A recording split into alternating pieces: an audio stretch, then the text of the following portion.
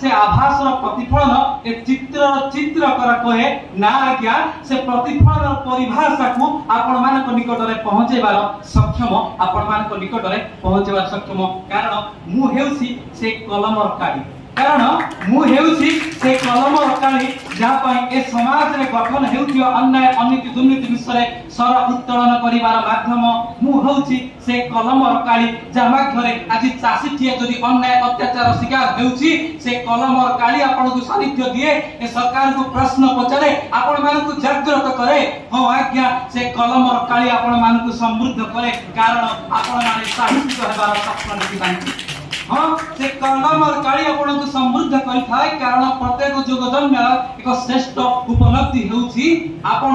को चिन्हिबे आपण को जानिबे काहे कि ए समाज आपण को प्रश्न करिवार अधिकार दिए ए युव साहित्य मान निकट रे चेष्टा कराय ए युव साहित्य को निकट रे चेष्टा कराय आमे ही ए युव साहित्य परिभाषा हबा आमे ही से युव साहित्य परिभाषा हबा आमे ही से कलमर काढ़ी हेबा केवल मु नुहे आपण माने हेबे से कलमर काढ़ी केवल मु नुहे आपण माने हेबे से कलमर काढ़ी जा माध्यम रे आपण माने जानि परिबे समाज रहुवा प्रत्येक प्रतिष्ठार प्रतिफलन समाज रहुवा प्रत्येक आकांक्षार प्रतिफलन एवं समाज भितरे निजकु चिन्हिबार जिज्ञासा एया हेबो हम युव साहित्यिक मानकर भूमिका आए हबो हम युव साहित्यिक मानकर भूमिका आज मते समय बाध्य करूची आपण निकट रे विदाय लेवा